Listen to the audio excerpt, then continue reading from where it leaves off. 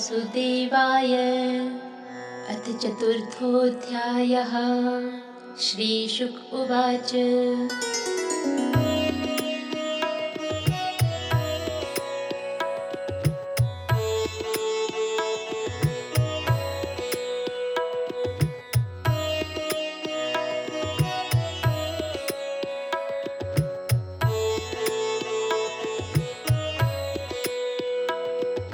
नाभागो न विगापत्यं यं ततं भ्रातरः कविं व्यविष्ठं व्यभजन्दायं ब्रह्मचारिणीमागतं। भ्रातरो भाङ्क्त किं मह्यं भजाम पितरं तव। त्वां ममार्यास्तथा भाङ्क्षुर्मा पुत्रः तदा द्रथाः। इमे अङ्गिरसः सत्र मासतेद्य सुमेधसः। षष्ठमुपेत्याह कवे मुह्यन्ति कर्मणि। तास्त्वं संशयसूक्ते द्वे वैश्वदेवी महात्मनः। ते स्वर्यन्तो धनं सत्र परिशेषितमात्मनः। दास्यन्ति तेऽथ तान् गच्छ तथा स कृतवान् यथा। तस्मै दत्त्वा ययुः स्वर्गं ते सत्र परिशेषितं। तं कश्चित् स्वीकरिष्यन्तं पुरुषः कृष्णदर्शनः। उवाचोत्तरतोऽभ्येत्य ममेदं वास्तुकं वसु। ममेदं ऋषिभिर्दत्तम् इति तर्हि स्म मानवः। स्यान्नौ ते पितरि प्रश्नः पृष्टवान् पितरं तथा। यज्ञवास्तुगतं सर्वमुच्छिष्टं ऋषयः क्वचित्। चक्रुर्विभागं रुद्राय स देवः सर्वमर्हति। नाभागस्तं प्रणम्याह तवेश किल वास्तुकम्। इत्याह मे पिता ब्रह्मन् शिरसा त्वां प्रसादये। यत्ते पिता वदद्धर्मं त्वं च सत्यं प्रभाससे। ददामि ते मन्त्रदृशे ज्ञानं ब्रह्म सनातनम्। गृहाणा द्रविणं दत्तं मत्सत्रे परिशेषितम्। इत्युक्त्वान्तर्हितो रुद्रो भगवान् सत्यावत्सलः। य एतत् संस्मरेत् प्रातः सायं च सुसमाहितः। कविर्भवति मन्त्रज्ञो गतिं चैव तथात्मनः। नाभागादम्बरीशो भून् महाभागिवतः कृति। नास्पृशद्ब्रह्मशापोऽपि यं न प्रतिहतः क्वचित्। राजोवाच भगवन् श्रोतुमिच्छामि राजर्षिस्तस्य धीमतः। न प्राबुध्यत्र निर्मुक्तो ब्रह्मदण्डो दुरत्ययः। श्रीशुक उवाच। अम्बरीशो महाभागः सप्तद्वीपवतीं महीम्। अव्ययां च श्रियं लब्ध्वा विभवं चातुलं भुवि। मीनेति दुर्लभं पुंसां सर्वं तत्स्वप्नसंस्तुतं। विद्वान् विभवनिर्वाणं तमो विशति यत्पुमान्। वासुदेवे भगवति तद्भक्तेषु च साधुषु प्राप्तो भावं परं विश्वं येनेदं लोष्टवत्कृतम्। स वै मनः कृष्णपदारविन्दयोर्वचांसि वैकुण्ठे गुणानुवर्णने। करौ हरेर्मन्दिरमार्जनादिषु श्रुतिं चकाराच्युत्सत्कथोदये। मुकुन्दलिङ्गालय दर्शने दृशौ तद्भृत्यगात्रस्पर्शेन्दुसङ्गमम्। घ्राणं च तत्पादसरोजसौरभे श्रीमत्तुलस्यारसनां तदर्पिते। पादौ हरेः क्षेत्रपदानुसर्पणे शिरो ऋषिकेशपदाभिवन्दने। कामं च दास्येन तु कामकाम्यया यथोत्तमश्लोके जनाश्रया रतिः। एवं सदा कर्मकलापमात्मनः परेधि यज्ञे भगवत्यदोक्षजे। सर्वात्मभावं विदधन् महीमिमां तन्निष्ठविप्राभीताः शशासः। ईजे स्वमेधैरतियज्ञमीश्वरं महाविभूत्योपचिताङ्गदक्षिणैः। ततैर्वसिष्ठासित गौतमादिभिर्धन्वन्यविस्रोतमसौ सरस्वतीम्। यस्य क्रतुषु गीर्वाणैः सदस्या ऋत्विजो जनाः। तुल्यरूपाश्चानिमिषा व्यदृश्यन्त सुवाससः। स्वर्गो न प्रार्थितो यस्य मनुजैरमरप्रियः। शृण्वद्भिरूपगायद्भिरुत्तमश्लोकचेष्टितम्।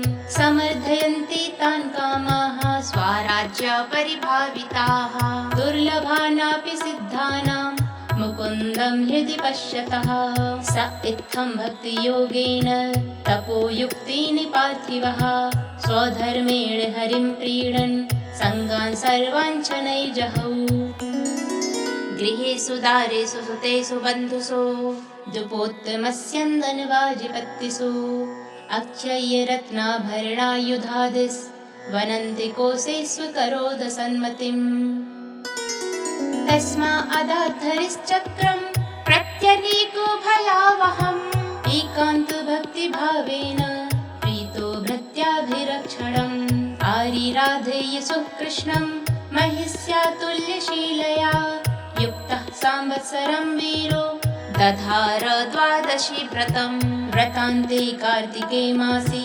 त्रिरात्रं समुपोषितः स्नातः कदाचित् कालिन्द्यां हरिं मधुवने च यत् महाभिषेकविधिना सर्वोपस्करसम्पदा अभिषिच्याम्बराकल्पैर्गन्धमाल्यार्हणादिभिः तद्गतान्तर्भावेन पूजयामासि केशवम् ब्राह्मणाश्च महाभागान् सिद्धार्थानपि भक्तितः गवां रुक्मविषाणीनां रूप्याङ्घ्रीणां सुवाससाम् पयः शीलवयो रूप वत्सोपस्करसम्पदाम् प्राहिणो साधु विप्रेभ्यो गृहेषु न्यर्बुधानि षट् भोजयित्वा द्विजानग्रे स्वाद्वन्नं गुणवत्तमम् लब्धिकामैरनुज्ञातः पारिणायोऽपि चक्रमे तस्य तर्ह्यतिथिः साक्षात् दुर्वासा भगवान् भूत्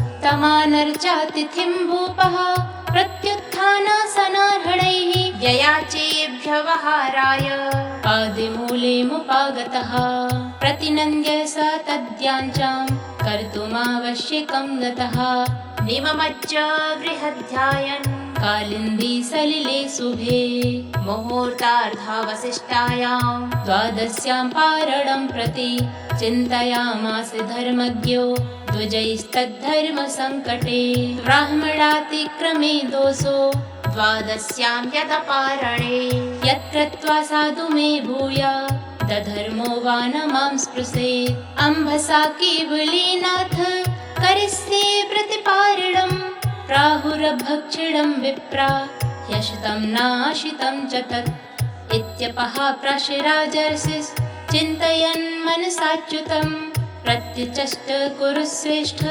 द्विजागमनमेव सः दुर्वासा यमुनाकूलात् कृतावश्यक आगतः राज्ञाभिनन्दितस्तस्य बुबुधे चेष्टितं धिया मन्युना प्रचलद्गात्रो भ्रुकुटीकुटिलाननः बुभुक्षितश्च सुतरां कृताञ्जलिमभासत अहो अस्य नृशंसस्य श्रेयोन्मत्तस्य पश्यत धर्मव्यतिक्रमं विष्णो रभक्तस्येष मानिनः यो मामतिथिमायातम् आतिथ्येन निमन्त्र्य च अदत्त्वा भुक्तवांस्तस्य सद्यस्ते दर्शये फलम् एवं ब्रुवाड उत्कृत्य जटां रोषविदीपितः तया स निर्ममे तस्मै कृत्यां कालानलोपमां तामापतन्तीं ज्वलतीम् असिहस्तां पदाभुवम् वेपयन्तीं समुद्वीक्ष्य न चचाल पदान् नृपः प्राग्दिष्टं भृत्यरक्षायां पुरुषेणे महात्मना ददाह कृत्यां तां चक्रं क्रुद्धा हिमेव पावकः तदभिद्रवदुद्वीक्ष्य स्वप्रयासं च निष्फलं दुर्वासा दुद्रुवे भीतो दिक्षु प्राणिपरीप्सया तमन्वधावद भगवद्रथाङ्गम् दावग्निरुद्धूतशिखो यथाहिं तथानुसक्तं मुनिरीक्षमाणो गुहां विविक्षो प्रससार मेरोः दिशो नवाक्ष्मां विविरान् समुद्रान् लोकान् सपालास्त्रिदिवं गतः सः यतो यतो धावति तत्र तत्र सुदर्शनं दुष्प्रसहं ददर्श अलब्धिनाथः स यदा कुतश्चित् सन्त्रस्तचित्तो रणमेषमाणः देवं विरञ्चं समगाद्विधातस्त्राह्यात्मा योने जततेजसो माम्। रहिमोवाच स्थानं मदीयं स हि विश्वमेतत् क्रीडावसाने द्विपरार्धसंज्ञे भ्रूभङ्गमात्रेण हि सन्धिधक्षोः कालात्मनो यस्य तिरो भविष्यति। अहं भवो दक्ष भृगुप्रधानाः प्रजेश भूतेश सुरेश मुख्याः सर्वे वयं यन्नियमं प्रपन्ना मूर्ध्नयर्पितं लोकहितं वहामः। प्रत्याख्यातो विरिञ्चेन विष्णुचक्रोपितापितः दुर्वासाः शरणं यातः सर्वं कैलासवासिनं। श्रीरुद्रवाच वयं न तात प्रभुवाम भूम्ने यस्मिन् परेण्येऽप्यजजीवकोशाः भवन्ति कालेन भवन्ति हीदृशाः सहस्रशो यत्र वयं भ्रमामः। अहं सनत्कुमारश्च नारदो भगवानजः कपिलोपान्तरतमो देवलो धर्म आसुरिः मरीचिप्रमुखाश्चान्ये सिद्धेशाः पारिदर्शिनाः। विदाम न वयं सर्वे यन्माया माययावृताः। तस्य विश्वेश्वरस्येदं शस्त्रं दुर्विसहं हिनः तमेव शरणं याहि हरिस्तेषं विधास्यति। ततो निराशो दुर्वासाः पदं भगवतो ययौ वैकुण्ठाख्यं यदध्यास्ते श्रीनिवासः श्रिया सह।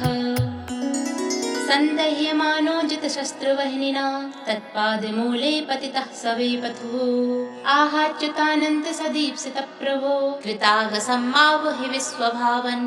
अजानता ते परमानुभावं कृतं मयागं भवतः प्रियाणां विधेहि तस्यापचितिं विधातर्मुच्येत यन्नान्युदिते नारिकोऽपि। श्रीभगवानुवाच अहं भक्तो पराधीनो ह्यस्वतन्त्रो इव द्विज। साधुभिर्ग्रस्तहृदयो भक्तैर्भक्तिजनप्रियः नाहमात्मानमाशासे मद्भक्तैः साधुभिर्विनाशेयं चात्यन्तिकीं ब्रह्मन् येषां गतिरहं परा ये दारागारपुत्रात्तान् प्राणान् वित्तमिमं परम्। हित्वा मां शरणं याताः कथं तान् त्यक्तुमुत्सहे। मयि निर्बद्ध हृदयाः साधवः समदर्शनाः वशीकुर्वन्ति मां भक्त्या सस्त्रियः सत्पतिं यथा। मत्सेवया प्रतीतं च सालोक्यादिचतुष्टयं नेच्छन्ति सेवया पूर्णाः कुतोऽन्यत् कालविधृतं। साधवो हृदयं मह्यं साधूनां हृदयं त्वहं मदन्यत्ते न जानन्ति नाहं तेभ्यो मनागपि।